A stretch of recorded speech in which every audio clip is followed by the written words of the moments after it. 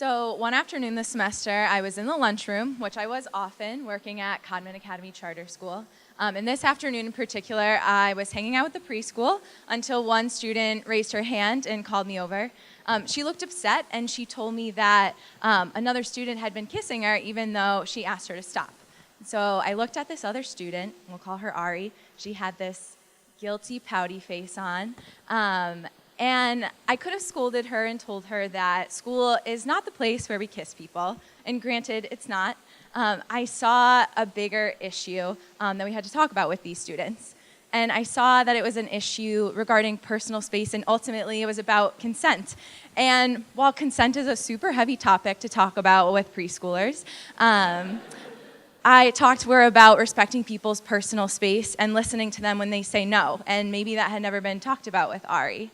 And so this past semester, working with students from preschool through 8th grade, I've experienced many of them exploring their sexual identity and who they are in many different ways, and how adults around them respond to that. And regardless of whether you are a kindergartner acting on these urges innocently, or a middle schooler making jokes to tame your lack of understanding, to an adult, a teacher, or a parent, I've observed that we all have this immediate reaction to react like an elementary schooler when words like penis and vagina are mentioned, or any regards to our sexuality. We ultimately react so uncomfortable and get this innate cringe in us. And this normalized response among adults is internalized by young people and ultimately affects how we view ourselves and our sexuality. And I've tried to remain conscious of this semester, working with so many young people.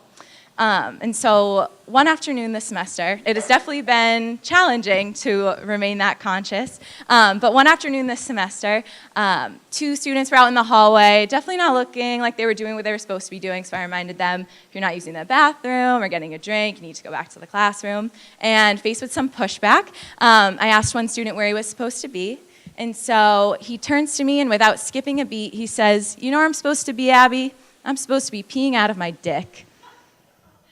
And so, yeah, I was shocked that those words came out of his mouth, but him being a middle schooler, maybe I shouldn't have been.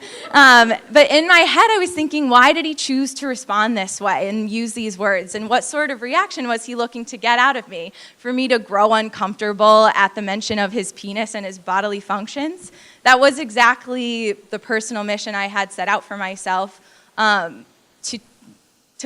that was exactly the personal mission I had set out for myself, to relearn my reactions to those sort of things. And so I had to choose how I was going to respond.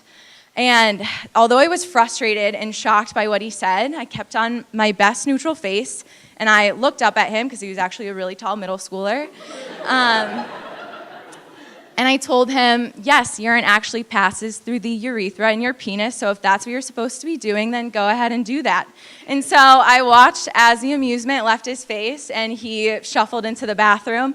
And maybe I changed his life, I don't know, but I definitely added a new word to his vocabulary.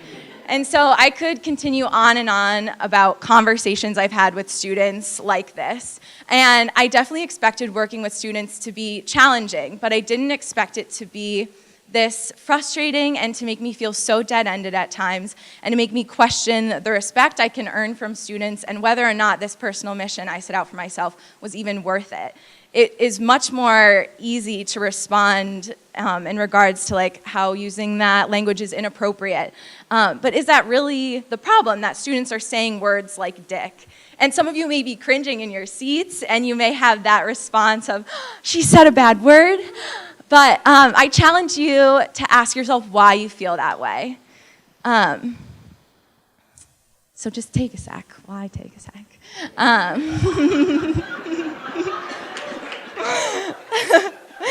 And so if we learn to break that cycle of teaching discomfort and learning discomfort, we can tackle the culture of sexuality we have made for ourselves and all of the issues that intersect with it, for ourselves and for future generations.